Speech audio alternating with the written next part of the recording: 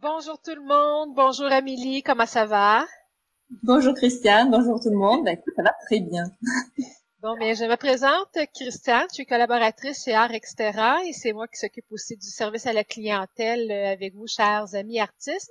Et je suis aujourd'hui présentement en compagnie d'Amélie Paris, une artiste parisienne qui, on allait dire qui fonctionne n'est pas le bon terme, qui réussit très bien sa vie d'artiste et qui en vit à temps plein.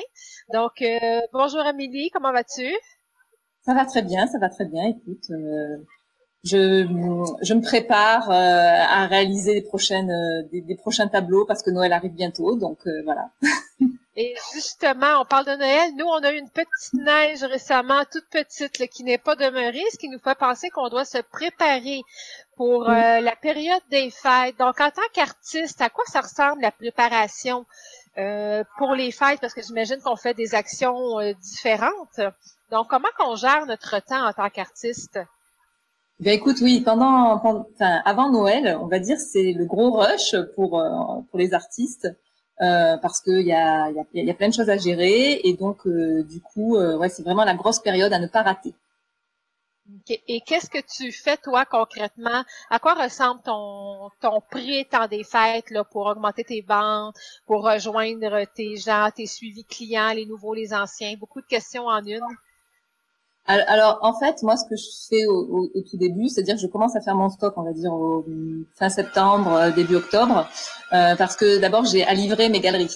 Donc, ça, c'est la grosse chose à faire avant Noël, parce qu'après, une fois que elles sont livrées, je m'attelle vraiment à mes commandes de clients, je m'attelle à toute ma communication. Donc, voilà, je veux d'abord livrer les galeries. Et ensuite, on va dire, ben là, j'ai un paquet qui va bientôt partir là d'ici une dizaine de jours. Et donc après, ben voilà, la communication va se mettre en place ben, sur mes nouvelles toiles. Je vais commencer à faire des articles blog sur bientôt que c'est Noël, quoi. Donc du coup, voilà, tout ça est en train de se mettre en place, mais il faut commencer par étapes en fait. Parce que si on doit tout gérer en même temps, c'est vrai que ça devient assez compliqué, surtout qu'on est seul à tout gérer. Et ça peut ressembler à quoi, ton par étape, là, l'agenda, un peu? Alors, ben, comme je te disais, donc, en premier temps, je gère les La galeries. galerie. Une fois que c'est expédié, je commence à faire une communication donc sur mon blog. Là, je redis ben voilà que il est temps de commencer à faire ces petites commandes pour le Papa Noël. Je fais aussi de la communication via les newsletters où j'indique à mes clients ou à mes abonnés que ben, c'est bientôt maintenant qu'il faut passer commande. Ensuite, ben, j'utilise les réseaux sociaux, bien sûr. Je fais des stories sur Instagram essentiellement. Donc voilà, et tout ça, ça doit se faire en même temps parce que du coup, ben, si on laisse trop le temps passer, on se retrouve un petit peu coincé après, surtout au niveau des délais à respecter. OK, d'accord. Et j'imagine que tu mets tout ça par écrit, les actions que tu dois faire, que tu les mets par écrit pour être sûr de rien oublier, aucune action et aucune personne. Oui, oui. Alors moi j'ai un petit cahier en fait que j'utilise comme un agenda où je marque tout ce que j'ai à faire, dans une sorte de to-do list on va dire. Et ce petit cahier, il me sert vraiment, c'est un peu ma feuille de route. OK. Chaque fois que j'ai quelque chose qui est à faire, je le note parce que je peux pas. En fait, ce qu'il faut penser, c'est que on peut pas tout mettre dans notre cerveau parce que déjà on a plein de choses à penser. Si en plus on Ouais. met ce genre d'informations dans le cerveau, on sature. Donc du coup, ben je préfère avoir un deuxième cerveau sur papier et donc tout noter. Et après, ce que je fais, c'est que ben je stabilote. Une fois que c'est fait, je stabilote comme ça. Je sais que c'est pas voilà que c'est fait, que j'y pense plus, et j'avance comme ça en fait. Donc ça, c'est la première des choses, c'est avoir un cahier de route qui nous permet de bien rester dans les rails et de ne rien OK. oublier parce qu'il y a plein de choses à penser. Je vais te demander une petite définition. Stabulote, c'est le mot que tu as pris, Oui. que tu as exprimé. Qu'est-ce que ça veut dire? C'est la première fois que je l'entends. Alors oui, alors en fait ça vient du mot stabilo. Enfin, c'est une marque de feutres qui sont Ah, des gros OK. feutres stylos. Et en fait, OK. C'est vrai que c'est devenu un verbe. OK, parfait. Merci, Amélie. Je ne vais pas être la seule à ne pas connaître ce terme-là. Donc, tu surlignes ce qui est fait, ce qui doit être Voilà. fait, d'accord. Et pour Noël, est-ce que tu fais des promotions? On est habitué à avoir des spéciaux dans les grands magasins un petit peu partout. Toi, en tant qu'artiste, est-ce que tu fais certaines promotions pour le temps des fêtes? Alors oui, je fais des petites promotions, mais je cible mes promotions. C'est-à-dire que je vais faire des petites remises sur mes éditions limitées, qui sont donc des impressions réalisées sur toile. Donc ça, je fais faire en fait. Donc comme du coup, j'ai aussi moi-même des petites promotions, ben je fais aussi des petites promotions. Donc là-dessus, voilà. Ensuite, ben pour tout ce qui est produits dérivés, alors moi j'en fais pas trop.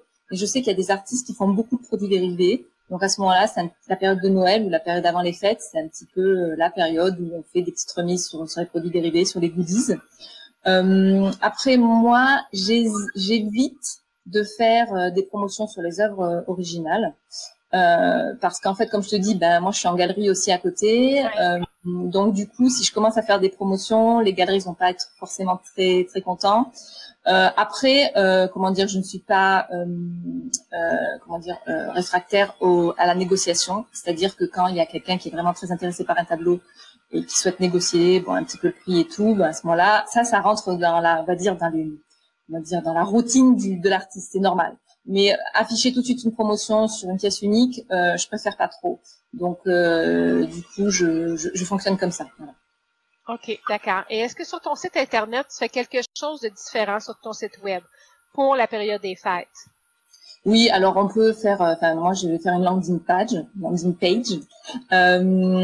c'est en fait une page quand on arrive sur le site internet où on atterrit directement sur cette page-là qui va donc informer mes visiteurs de soit d'une promotion sur une impression limitée, soit des nouvelles actualités dans mon catalogue de pièces uniques.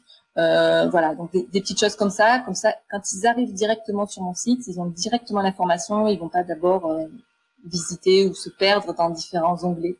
Donc ça, c'est aussi intéressant de le faire, et aussi une petite newsletter à ses abonnés pour avertir que ben voilà, il y a des choses qui sont en train de se mettre en place pour Noël et que du coup, ben voilà, je les informe de tout ça.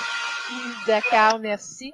Puis, est-ce qu'il y a des œuvres qui marchent plus que d'autres dans le temps des fêtes? Soit des différents formats, tu parlais de produits dérivés que tu n'en fais pas trop tantôt. Pour toi, qu'est-ce qui fonctionne bien pour le temps des fêtes, Noël? Alors, moi, ce que j'ai remarqué, c'est les petits formats. Donc, ce que j'appelle petit format, c'est en dessous de 50 centimètres de côté. Donc, tout ce qui est en dessous, voilà, ben ça, c'est des achats, on va dire, qui vont permettre le coup de cœur facilement. Donc, les petits formats. Les impressions limitées, ben, parce que c'est des prix différents, des pièces uniques, donc du coup des prix beaucoup plus attractifs. Quand on a des goodies ou des produits dérivés, ben voilà, il y a ce genre de produits aussi coup de cœur, on va dire. Il y a des gens qui vont faire des coussins, il y a des artistes qui vont faire des mugs, des choses comme ça. Donc du coup, ben c'est dans ces moments-là. Enfin, à Noël, on se fait plaisir, on va dire. Et puis après, ce que je propose aussi, en fait, ce que je fais régulièrement avant Noël, c'est que je mets très souvent mes photos, enfin mes tableaux en photo. Voilà, j'hésite pas à les montrer, à les re-remontrer, parce que avec les réseaux sociaux, on sait jamais réellement si les gens ont vu l'information. Donc voilà, je sais que l'année dernière, par exemple, ben 3 de mes tableaux sont partis hyper rapidement grâce à Facebook, parce que je les avais mis sur Facebook. Et puis voilà, puis les gens ont vu, puis ils se sont dit bah c'est Noël, allez j'en profite, bingo, voilà, ils m'ont contacté, voilà. D'accord. Puis est-ce que tu utilises des plateformes supplémentaires pour la vente de tes œuvres dans le temps des fêtes? Donc, Etsy, eBay, des trucs comme ça que tu ferais peut-être pas en temps normal? Alors moi j'utilise principalement Instagram et Facebook parce que je trouve vraiment qu'il y a une bonne réactivité à ce niveau-là pendant les fêtes. Ensuite, il y a aussi Saatchi, mais cela je l'utilise en fait toute l'année, c'est pas différent d'autres périodes.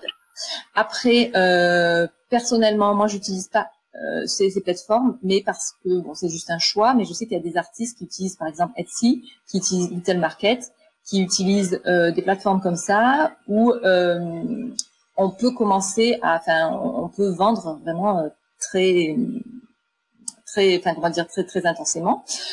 Sauf que moi, je me suis rendu compte que ces plateformes-là, Etsy, Little Market, il vaut mieux y être un petit peu avant pour commencer à avoir une communauté. Parce que si on s'inscrit tout de suite, si on ouvre une page sur Etsy maintenant, un mois avant Noël, c'est très risqué d'avoir des gens qui viennent, qui passent et qui regardent les tableaux, qui regardent les œuvres et tout ça.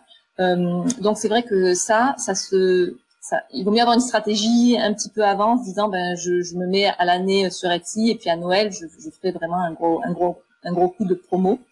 Mais c'est pour ça que donc du coup moi je suis pas trop sur ces plateformes là parce qu'en fait comme je les utilise pas au niveau comment dire, comme je les utilise pas la plupart du temps régulièrement, oui. Du coup ouais, se mettre un mois avant Noël, c'est pas avoir beaucoup de retours, quoi. OK, excellent. Et est-ce que tu remarques une différence au niveau de tes ventes? Est-ce que tu as une augmentation des ventes avec des nouveaux clients ou par rapport à tes anciens clients quand c'est la période des fêtes? Oui, il y a des nouveaux clients. Par exemple, c'est vrai que sur Instagram, c'est souvent des nouveaux clients. Sur Facebook, ça va être plutôt des clients fidèles. Donc, je sais que par exemple l'année dernière, ça a été carrément une famille où il y avait le père, la fille qui avait commandé. Enfin bon, c'était toute la famille j'avais envoyé 3 tableaux dans la même maison. Okay. Donc voilà. Après sur Instagram, c'est vrai que c'est plus à l'étranger. Donc j'ai vendu aux États-Unis, j'ai vendu en Allemagne, j'ai vendu en Suisse. Donc voilà, c'est Instagram pour ça, c'est des nouveaux clients, c'est assez intéressant. Fait que ça permet d'augmenter ta population de fans autour de toi à cette période-là. Exactement. Okay. Donc après, moi, je le vois aussi sur mon blog, au niveau de mes statistiques, je vois qu'il y a beaucoup plus de gens qui viennent sur mon blog et qui viennent aussi sur mon site. Donc ça aussi, ça permet d'avoir un petit retour et puis de savoir que la période de Noël, il faut vraiment pas la rater, quoi. OK, excellent. Ben, un gros merci, Amélie. Donc, très intéressant tous ces conseils-là à mettre en pratique, action-réaction, comme je dis souvent. Est-ce qu'il y avait quelque chose que tu voulais rajouter ou tu as fait le tour vraiment de ce que tu désirais transmettre concernant la période des fêtes? Après, le plus important, c'est vraiment de communiquer. Je pense que si on veut avoir vraiment des retours sur cette période-là, il faut pas hésiter à communiquer, à faire des stories, à montrer que on a fait des nouveautés, à montrer aussi l'intérieur de son atelier pour dire voilà, je suis en train de préparer des petits paquets, faire des photos aussi des paquets qui partent. Je sais pas pourquoi, mais ça donne aussi envie. Donc du coup voilà, c'est ce que je fais. Donc je communique. Bon truc. Bon, bien, on va te suivre avec intérêt. Encore un gros merci, Amélie. Une belle période de productivité des fêtes et à très bientôt, assurément. À très bientôt. À très bientôt. Bye bye. Merci. Bye.